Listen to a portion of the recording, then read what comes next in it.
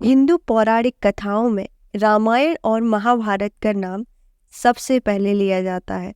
सबसे पहले युग आया था रामायण का, मर्यादा पुरुषोत्तम भगवान राम का युग, और उसे ही कहा जाता था राम राज्य। रामायण में वैसे तो कई ऐसे प्रसंग हैं जो बड़े ही मार्मिक हैं और आपकी आंखों में अश्रुधारा बहा सकते हैं, जैसे माता सीता का अपहरण, उनकी अग्नि परीक्षा, लव कुश का बालपण आदि। इन प्रसंगों की ही तरह एक बहुत ही चर्चित प्रसंग रहा है राम भरत का मिलाप। यह प्रसंग इतना चर्चित है कि आज भी कोई बहुत समय बाद बड़ी ही प्रेम भावना से मिलता है तो लोग इसे राम भरत मिलाप की ही उपमा देते हैं।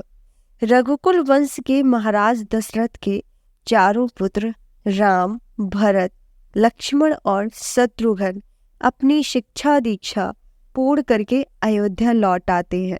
उसके पश्चात चारों भाइयों का विवाह महाराज जनक की पुत्रियों से हो जाता है। ये सभी शुभ प्रसंग चलते रहते हैं और महाराज दशरथ अपने सबसे बड़े पुत्र राम को राजा बनाने का निर्णय लेते हैं। इस निर्णय से सभी प्रसन्न होते हैं, परंतु महारानी कैकेयी की दासी मंथरा इस संबंध में कैकेयी के मन में विष घोलती है और राम को राजा ना बनने देने के लिए कैकेयी को उकसाती है। वैसे तो महारानी कैकेयी राम से बहुत प्रेम करती थी, परंतु वे उस समय मंथरा की बातों में आ जाती हैं और इसी कारण उन्होंने महाराज दशरथ को विवश कर दिया कि हे भगवान, राम को 14 वर्षों का वनवास दे और भरत को राज्य दे। महाराज दशरथ को भी विवशता में इस बात के कारण ये निर्णय लेने पड़े और राम अपनी धर्मपत्नी सीता और छोटे भाई लक्ष्मण के साथ वन की ओर चल दिए। जब ये घटनाएं हो रही थी तब राजकुमार भरत और राजकुमार शत्रुघ्न अपने नाना जी के घर गए हुए थे। उन्हें इन सब घटनाओं के बारे में कोई जानकारी नहीं थी। अपने पुत्र राम के वियोग में महाराज दशरथ की मृत्यु हो गई और ये दुखद समाचार सुनकर जब राजकुमार भरत और राजकुमार शत्रुघ्न वापस आए तो उन्हें अपने बड़े भाई भगवान राम के साथ घटित हुई इस घटना के बारे में पता चला। उनके ऊपर मानो दुखों का पहाड़ ही टूट पड़ा हो, क्योंकि एक और पिता की अकस्मात मृत्यु हो गई तो दूसरी ओर जहां ये आशा थी कि पिता की मृत्यु के बाद पिता समान बड़े भाई राम की छत्र छाया में रहने की शांति भी उनसे छिन चुकी थी।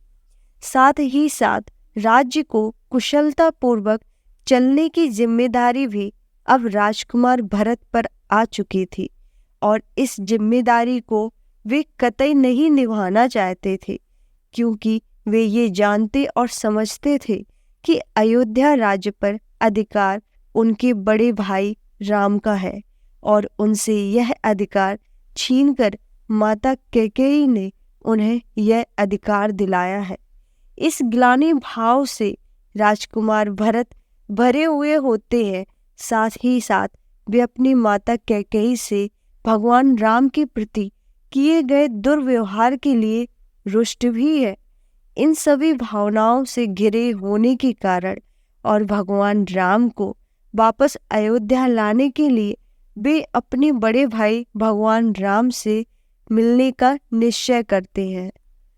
राजकुमार भरत को यह पता चलता है कि प्रभु श्री राम अपने छोटे भाई लक्ष्मण और पत्नी सीता के साथ चित्रकूट में ठहरे हुए हैं। तब राजकुमार भरत तुरंत ही उनसे मिलने के लिए चित्रकूट की ओर प्रस्थान करते हैं। उनके साथ उनका सैन्य दल भी होता है, क्योंकि वे यह सुनिश्चित करना चाहते थे कि कहीं बड़े भाई श्री राम को कोई क्षति न पहुंचा सके। इसलिए उनकी सुरक्षा हेतु वे सैनिकों के साथ जाते हैं वहीं दूसरी ओर चित्रकूट में भगवान श्री राम, लक्ष्मण जी और माता सीता अपनी कुटिया के बाहर शांतिपूर्वक बैठे हुए हैं। तभी उन्हें कहीं से पदचाप और इस कारण धूल उड़ती हुई दिखाई देती है। कुछ ही समय में यह ध्वनि तीव्र हो जाती है और तभी कोई वनवासी उन्हें यह समाचार देता है कि राजकुमार भरत अपनी सेना के साथ चित्रकूट पधार रहे हैं और जल्द ही वे यहाँ पहुँच जाएंगे। यह समाचार सुनकर लक्ष्मण जी बहुत क्रोधित हो जाते हैं और प्रभु श्री राम से कहते हैं, जैसी माता वैसा पुत्र। राजकुमार भरत अपनी सेना के साथ आप पर हमला करने आ रहे हैं। वे यह सोचते हैं कि आप वन में अकेले हैं, हमारे पास कोई सैन्य शक्ति नहीं है, तो वे आसानी से हमें मारकर अयोध्या का राज्य हड़प लेंगे। तब मर्यादा पुरुषोत्तम भगवान श्री राम लक्ष्मण जी को समझाते हुए कहते हैं कि शांत हो जाओ लक्ष्मण, भरत ऐसा नहीं है। उसके विचार बहुत ही उच्च हैं और उसका चरित्र बहुत ही अच्छा है, बल्कि वो तो स्वप्न में भी अपने भाई के साथ ऐसा कुछ नहीं कर सकता। इस पर भी लक्ष्मण जी का क्रोध शांत नहीं होता और वे कहते हैं, राजकुमार भरत अपने उद्देश्यों में कभी सफल नहीं होंगे और जब तक लक्ष्मण जीवित है ऐसा नहीं होगा। राजकुमार भरत अपने बड़े भाई राम से मिलने को आतुर है और इसी कारण वे अपनी सेना में सबसे आगे चल रहे हैं और उनके साथ तीनों माताओं, कुलगुरु महाराज जनक और अन्य श्रेष्ठी जन भी हैं। ये सभी मिलकर प्रभु श्री राम को वापस अयोध्या ले जाने के लिए आए हैं। जैसे ही राजकुमार भरत अपने बड़े भाई श्री राम को देखते हैं, वे उनके पैरों में गिर जाते हैं और उन्हें दंडवत प्रणाम करते हैं। साथ ही साथ उनकी आंखों से अविरल अश्रुधारा बहती है। भगवान राम भी दौड़कर उन्हें ऊपर उठाते हैं और अपने गले से लगा लेते हैं। दोनों ही भाई आपस में मिलकर भाव विभल हो उठते हैं। अश्रुधारा रुकने का नाम ही नहीं लेती और ये दृश्य देखकर वहां उपस्थित सभी लोग भी भावुक हो जाते हैं। तब राजकुमार भरत पिता महाराज दशरथ की मृत्यु का समाचार बड़े भाई श्री राम को देते हैं और इस कारण श्री राम, माता सीता और छोटा भाई लक्ष्मण बहुत दुखी होते हैं। भगवान राम नदी के तट पर अपने पिता महाराज दशरथ को विधि विधान अनुसार श्रद्धांजलि देते हैं और अपनी अंजुरी में जल लेकर अर्पण करते हैं। अगले दिन जब भगवान राम, भरत आदि पूरा परिवार, महाराज जनक और सभासद आदि बैठे होते हैं, तो भगवान राम अपने अनुज भ्राता भरत से वन आगमन का कारण पूछते हैं। तब राजकुमार भरत अपनी मनसा उनके सामने उजागर करते हैं कि वे उनका वन में ही राज्याभिषेक करके उन्हें वापस अयोध्या ले जाने के लिए आए हैं और उनका अयोध्या की राज्य काज संबंधी जिम्मेदारी उन्हें ही उठानी है। वे ऐसा कहते हैं। महाराज जनक भी राजकुमार भरत के इस विचार का समर्थन करते हैं, परंतु श्री राम ऐसा करने से मना कर देते हैं। वे अयोध्या लौटने को सहमत नहीं होते क्योंकि वे अपने पिता को दिए वचन के कारण बंधे हुए हैं। राजकुमार भरत, माताएं और अन्य सभी लोग भगवान राम को इसके लिए मनाते हैं, परंतु भगवान राम वचनबद्ध होने के कारण ऐसा करने से मना कर देते हैं। तब राजकुमार भरत बड़े ही दुखी मन से अयोध्या वापस लौटने के लिए प्रस्थान की तैयारी करते हैं, परंतु प्रस्थान से पूर्व वे अपने भैया राम से कहते हैं कि अयोध्या पर केवल श्री राम का ही अधिकार है और केवल वनवास के 14 वर्षों की समय अवधि तक ही मैं उनके राज्य का कार्यभार संभालूंगा और इस पर कार्यभार को संभालने के लिए आप मुझे आपकी चरण पादुकाओं मुझे दे दीजिए। मैं इन्हें ही सिंहासन पर रख कर आपको महाराज मानकर आपके प्रतिनिधि के रूप में 14 वर्षों तक राज्य कार्य पूर्ण करूंगा।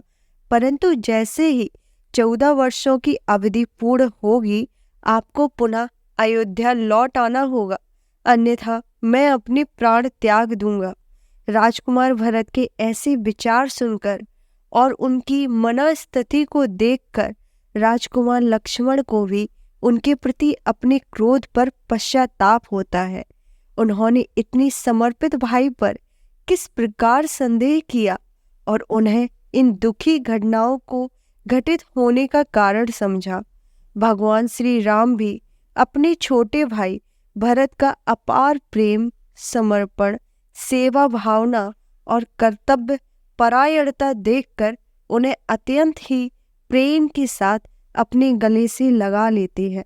वे अपने छोटे भाई राजकुमार भरत को अपनी चरण पादुकाएं देते हैं और साथ ही साथ भरत के प्रेम पूर्ण आग्रह पर ये वचन भी देते हैं कि जैसे ही 14 वर्षों की वनवास की अवधि पूर्ण होगी, वे अयोध्या वापस लौट आएंगे। अपने बड़े भाई श्री राम के इन वचनों को सुनकर राजकुमार भरत थोड़े आश्वस्त होते हैं और उनकी चरण पादुकाओं को बड़े ही सम्मान के साथ अपने सिर पर रखकर बहुत ही दुखी मन से अयोध्या की ओर प्रस्थान करते हैं। अन्य सभी परिवारजन भी एक दूसरे से बड़े ही दुखी मन से विदा लेते हैं। जब राजकुमार भरत अपने राज्य अयोध्या लौटते हैं तो प्रभु श्री राम की चरण पादुकाओं को राज्य के सिंहासन पर सुशोभित करते हैं और वे स्वयं अपने बड़े भाई श्री राम की ही तरह सन्यासी वस्त्र धारण करके उन्हीं की तरह जीवन यापन करने का निश्चय करते हैं। वे अयोध्या के पास स्थित नंदीग्राम में एक साधारण सी कुटिया में रहते हैं और यहीं से प्रभु श्री राम के प्रतिनिधि के रूप में संपूर्ण राजकाज संभालते हैं और अपने भाई श्री राम के राज्य की रक्षा करते हैं। इस प्रकार श्री राम और भरत मिलाप का यह भ्रातृत्व प्रेम से भरा प्रसंग आपको कैसा लगा?